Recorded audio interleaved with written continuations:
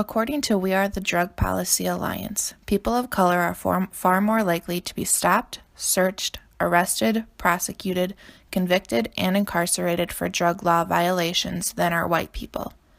While crack cocaine and powder cocaine are molecularly the same, the sentence for crack cocaine is significantly more severe, and to no one's surprise, crack cocaine is more accessible to African Americans. So while the rates of drug use among white people and people of color are comparable, people of color are getting harsher sentences because of the laws about the drugs that are most accessible to them. This is just one example of privilege and oppression on crime and the criminal justice system. Privilege and oppression on crime in the criminal justice system is an important issue because it continuously disadvantages groups and causes unfair treatment.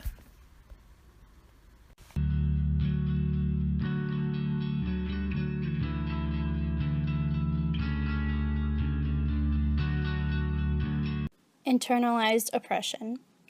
As stated by Kathleen Bailey, the traditional approaches view ethical behavior as the result of only context, but these approaches neglect internal cognitive structures that have been shaped by relational experiences. Most importantly, the internal expectations that a person holds, based on real experiences, cumulative life experiences, will affect his or her perception of possibilities for action. In turn, those expectations will affect behavioral choices. When police act in an unaccepting way, it can be reasoned by attachment theory. We are all born with the need for care and have set expectations to how others should act. Some learn to hide these internal aspects in order to earn acceptance from others. An example of police showing internalized oppression would be when a police officer gets a call to go to a house because of a domestic violence dispute. The police arrive to the house and immediately puts the man in handcuffs, but the man turns out to be the victim in the situation.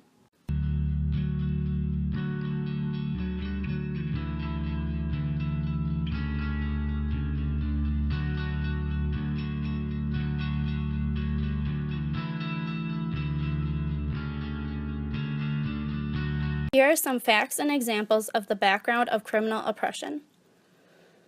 Interpersonal oppression. Interpersonal oppression is the idea that one ethnic group has superiority over another group and that the dominant group has permission to disrespect or mistreat the other personally. An example of interpersonal oppression is when a white policeman arrests only one man when there was a physical fight between two men, one black and one white. The white man had started the fight, but because whites are the superior race, he was able to get off the hook and not get in trouble. The policeman arrested the black man because of stereotypes and interpersonal oppression towards the black race.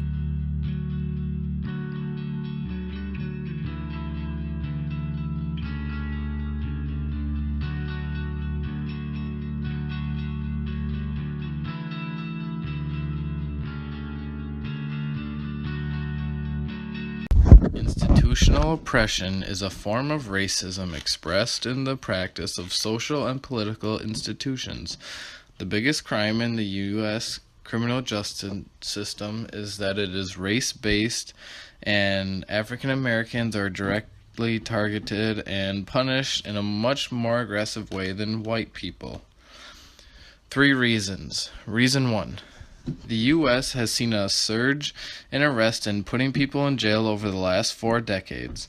Most of the reason is the war on drugs. Yet, white and blacks engage in drug offenses, possession, and sales roughly at the same rate. Reason 2. The police stop blacks and Latinos at a rate much higher than whites. In New York City, where people of color make up about half of the population, 80% of the NYPD stops were of black and Latinos. When whites were stopped, only 8% were frisked. When blacks and Latinos are stopped, 85% were frisked according to the NYPD. Reason 3. Once arrested, blacks are more likely to remain in prison awaiting trial than whites. For example, a New York State Division of Criminal Justice did a review in the processing felony arrest and found that in some parts of New York, blacks are 33% more likely to be detained awaiting felony trials than whites facing felony trials.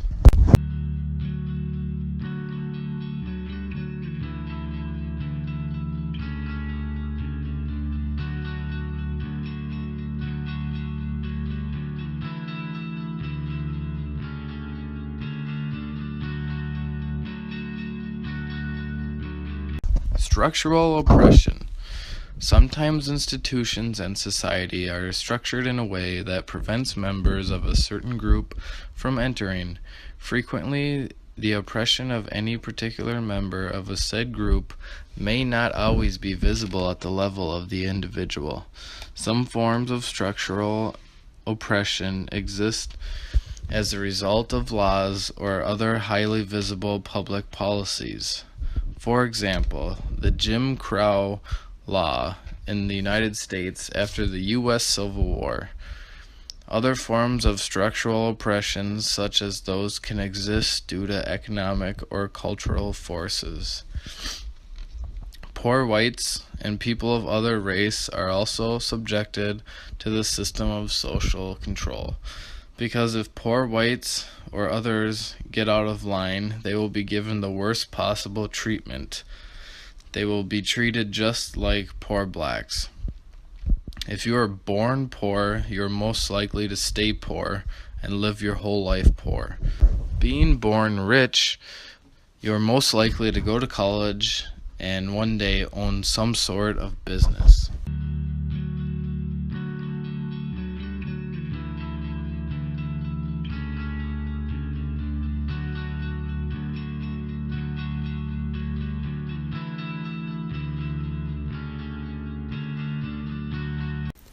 According to the Current Events Classroom, Privilege, Discrimination, and Racial Disparities in the Criminal Justice System.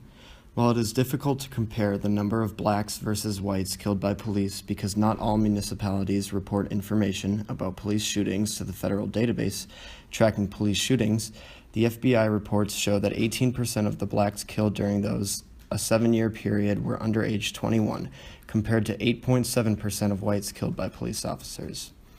In analyses of various cities, it seems police are disproportionately more likely to shoot at and kill a black person than a white person. For example, in New York City, between 2000 and 2011, police killed or wounded 244 African Americans, representing 63% of all shootings, yet African Americans constitute about 26% of the New York City's population. In Oakland, California, the NAACP reported that out of 45 police officer-involved shootings between 2004 and 2008, 37 of those shot were black and none were white. 1/3 resulted in fatalities. In New York City, in 2013, 88% of all people who were stopped and frisked were innocent. The data shows racial disparities in that blacks and Latinos are subjected to stops and police interrogation at higher rates than whites. Of all stops, 56% were black, 29% Latino, and 11% white. African Americans make up 13% of the general U.S. population, yet they constitute 28% of all arrests, 40% of all inmates held in prisons and jails, and 42% of the population on death row.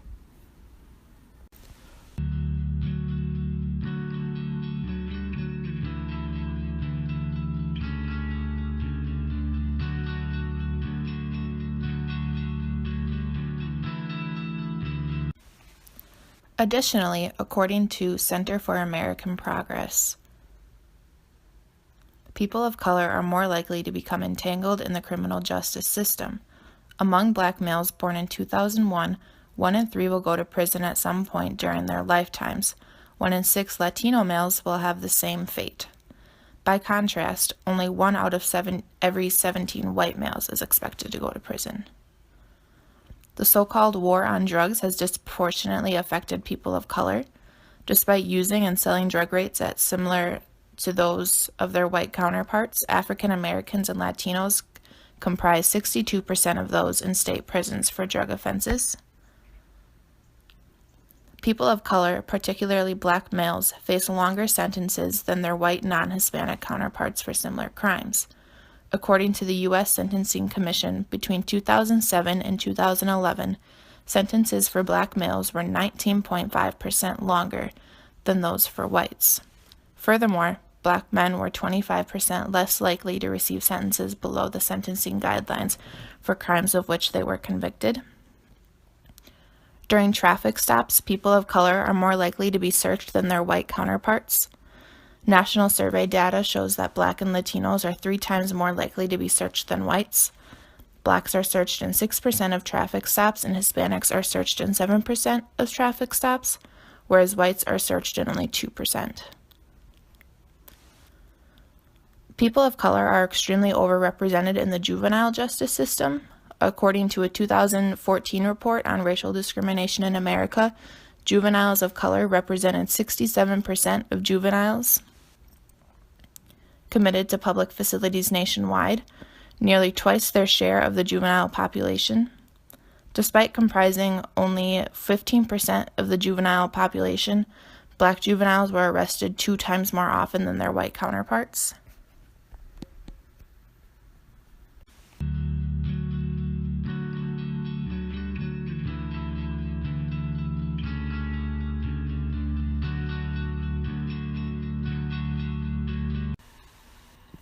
As you can see, oppression within the criminal justice system is a large problem, and something that we propose for a solution would be to increase sensitivity training within the criminal justice field. There's not much research so far on how effective sensitivity training is within criminal justice because it hasn't really been implemented for very long. However, there has been research done about how successful it is in schools and in healthcare. There was a study called Allies Against Hate, a school-based diversity sensitivity training experience, in which they implemented a sensitivity training program, and it had a good success rate. In addition, in an article called The Effects of Cultural Sensitivity Training on Healthcare Provider Attitudes on Patient Outcomes, they also found that within healthcare, sensitivity trainings were beneficial as to how the patients of minority groups are treated within the healthcare system. So for those reasons, I think that it may also be successful if implemented in a criminal justice system. Sensitivity training has started to become offered in the training hours of a criminal justice program. However, it's just the beginning, but we think it's a good step in the right direction.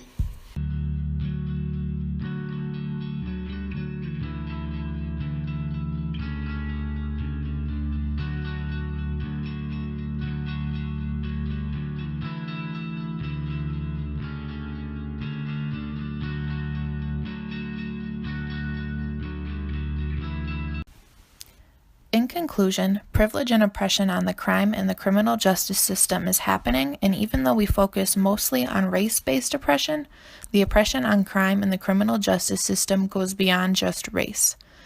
It also affects women, the LGBTQIA+ community, juveniles, people with disabilities, and more.